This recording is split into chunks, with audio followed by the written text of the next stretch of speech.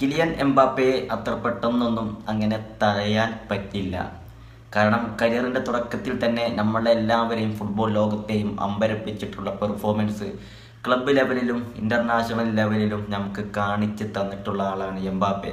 World cup ഉൾപ്പെടെയുള്ള നേട്ടങ്ങൾ അദ്ദേഹം കൊയ്തപ്പോൾ നമ്മളെല്ലാവരും അത്ഭുതപ്പെട്ട് നോക്കിയിരുന്നതാണ്. ഇപ്പോൾ ലാമിൻ യമാലിൻ്റെ കരിയർ എങ്ങനെയാണ് നമ്മൾ കാണുന്നത്, അല്ലെങ്കിൽ സൂപ്പർ താരം നെയ്മർ ജൂനിയറിൻ്റെ കരിയർ അദ്ദേഹത്തെ സ്റ്റാർട്ടിങ്ങിൽ നമ്മൾ എങ്ങനെയായിരുന്നു കണ്ടത്, ആ ഒരു ലെവലിൽ തന്നെ കിലിയൻ എംബാപ്പയെ നോക്കിക്കണ്ടിരുന്ന ആളുകളാണ് നമ്മൾ.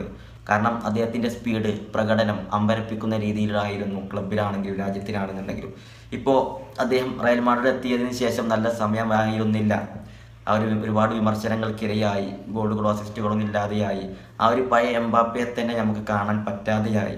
അങ്ങനെ വിമർശിച്ചു കൊണ്ടിരിക്കുന്ന സമയത്ത് അദ്ദേഹം കളത്തിലേക്ക് ഇപ്പോൾ തിരിച്ചു വന്നു.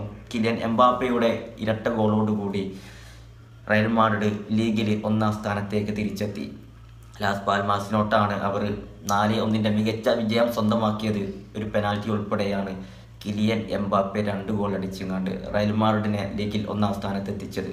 റോഡ്രിഗോ 1 ഗോള്, അങ്ങനെ ടോട്ടൽ 4 ഗോളുകളാണ് റയൽ മാഡ്രിഡിൻ്റെ വക.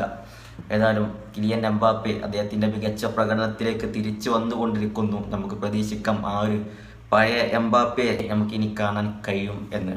മത്സരത്തിൻ്റെ ആദ്യ പകുതിയിൽ വെറും 40 സെക്കൻഡ് ആയ ഉടനെ റയലിന് ആദ്യം തന്നെ 1 ഗോൾ കിട്ടിയിട്ടുണ്ട്.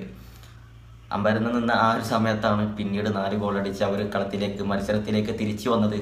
ഏതായാലും കിലിയൻ എംബാപ്പയുടെ തിരിച്ചുവരവാണ് നമ്മൾ ഈ ഒരു മത്സരത്തിൽ കണ്ടത്. അതുപോലെ തന്നെ ഡേവിഡ് അലാബ 399 ദിവസത്തെ ഇടവേളയ്ക്ക് ശേഷം പരിക്ക് പൂർണ്ണമുക്തനായി അദ്ദേഹം കളത്തിലിറങ്ങിയ ആദ്യ മത്സരം ആണിത്. അങ്ങനെ ഒരു വ്യത്യാസവും ഈ ഒരു മത്സരത്തിനുണ്ട്.